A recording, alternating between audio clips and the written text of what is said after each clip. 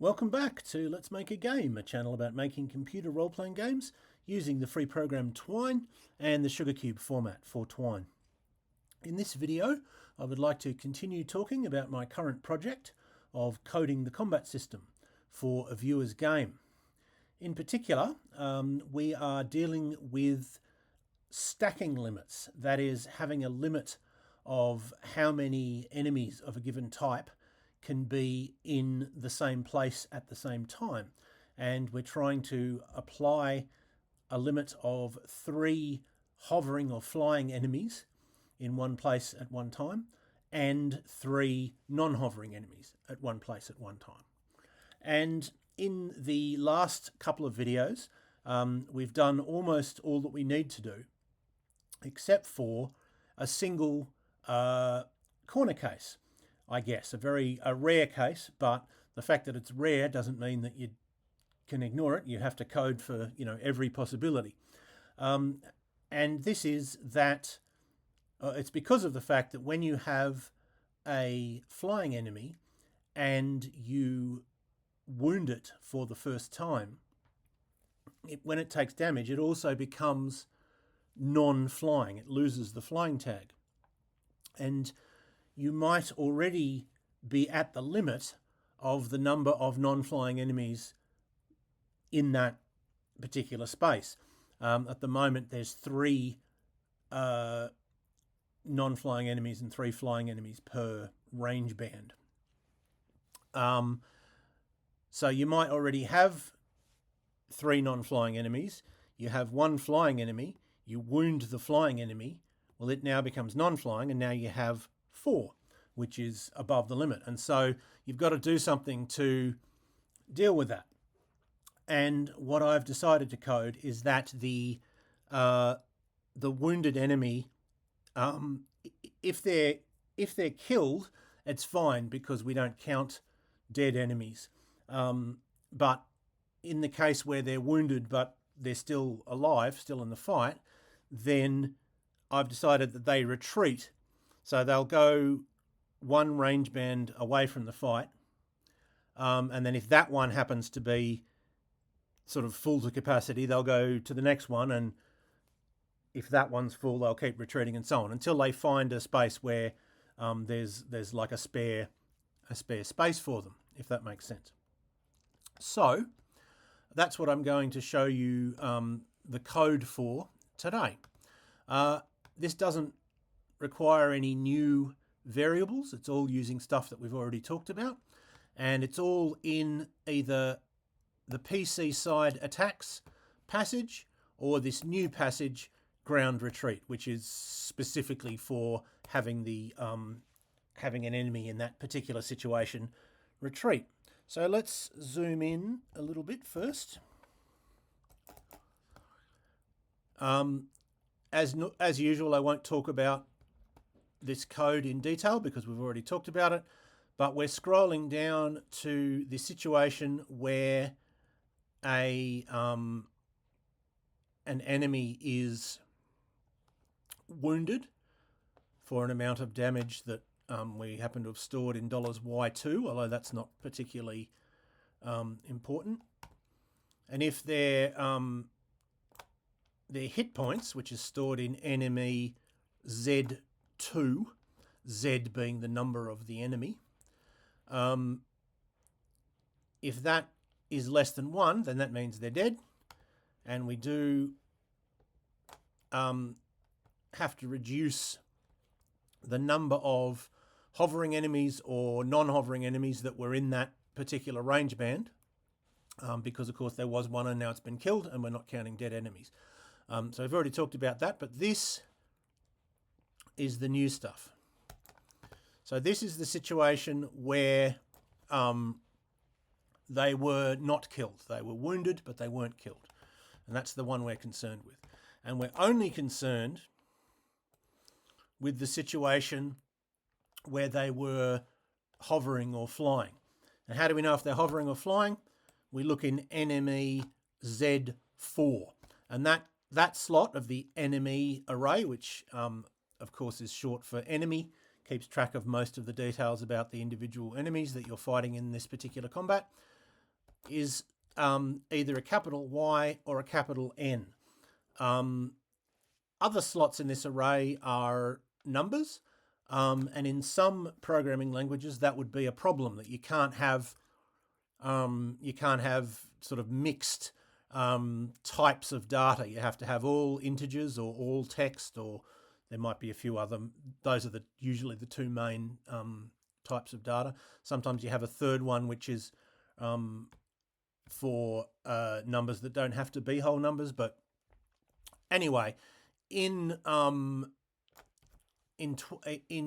Twine, you can mix data types quite freely, so it's not a problem having text in one and a number in the other. So if that is set to a capital Y, that means that they were a flying enemy. But in fact, the first thing we do is we set that tag to N, because they're not flying now. They've sort of fallen to earth. And because that's happened, because someone's sort of changed categories, we have to change these two arrays, enemy underscore hovering and enemy underscore ground. Those two arrays keep track of how many of each type of enemy is in each range band, each distance. So what we do is we set a certain slot of enemy underscore hovering minus minus, which means we reduce it by 1, and we set a certain slot of enemy ground plus plus, which is to say we add 1 to it. So how do we know which slot? Well, we look in enemy Z3, because that is where the location of the enemy is stored. And so the enemy hovering slot that relates to this enemy's location has now got one less hovering enemy, but the slot in the array that keeps track of enemies on the ground, well, there's now one more. And then we look at the ground array, looking at the same slot again, and we say, is it now greater than $stack, $stack? $stack is the stacking limit, the maximum number of enemies of a particular type, meaning hovering or non-hovering, that we can have in a given location. If that is the case, then we're going to need to make that particular enemy retreat, and that is done in its own passage. So let's have a look at that. So we've altered the numbers. We've changed the tag for the individual enemy, and now we have to, or we may have to, make it retreat. So how do we make it retreat? Fairly straightforward. We reduce the enemy underscore ground slot in question by 1. We add 1 to enemy Z3, which is the location. Why do we add 1? Well, because 0 is always where the player character is, and the enemies always come from range bands with a positive number. So adding 1 for the enemies, adding 1 is retreating away from the fight. Similarly for the player character or companions, retreating is subtracting 1, because they retreat in the opposite direction. So we add 1 to the location, then we add 1 to the enemy underscore ground array to the slot that corresponds to the new location. So we might reduce slot 3 by 1, then we increase it, and then we might reduce slot 3 by 1, because that's the value of enemy Z3. Then we increase it from 3 to 4, for example, and then we increase slot 4 by 1. And that deals with the fact that, yeah, they've moved from one slot to the other. But, of course, that retreat might not solve the problem, because they might, and again, this is a real corner case, but it could happen, they might retreat into a slot that is now also over capacity. So if that's the case, if the relevant slot of enemy underscore ground is greater than stack, then we include ground retreat, which is just to say that we go back to the top of the page, they're going to retreat again.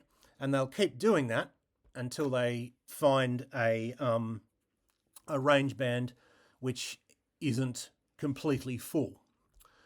And once that is the case, we give this message, which is something like enemy 2 retreats to range band 3, something like that. And then we go back to the page from which we came. And the next thing that happen will be that we just go on to the next action. Now, eventually, they will find a range band, because at the moment there are infinite range bands. The battlefield hypothetically stretches, or can stretch, sort of infinitely in either direction. You can retreat and they can retreat as far away as they like. But this is something that the viewer whose game this is going to be wants to stop. They want to have either boundaries beyond which you can't retreat, or a point where if you retreat beyond that point, you've fled the combat. And that is probably what we're going to do next. And part of that is going to have to involve rewriting this to account for the fact that they may not be able to retreat infinitely. They may end up in a slot, which means that they're considered to be out of the combat, for example. If we have a limited, like if it's that they just physically can't retreat further, I'll have to work out what I'm going to do in that circumstance when we come to it. But anyway, that's the next thing we're going to be doing, is putting sort of boundaries on the field of battle so that you can't retreat sort of endlessly. But for now, I hope that was useful or interesting to at least some of you, and I hope you will tune in next time.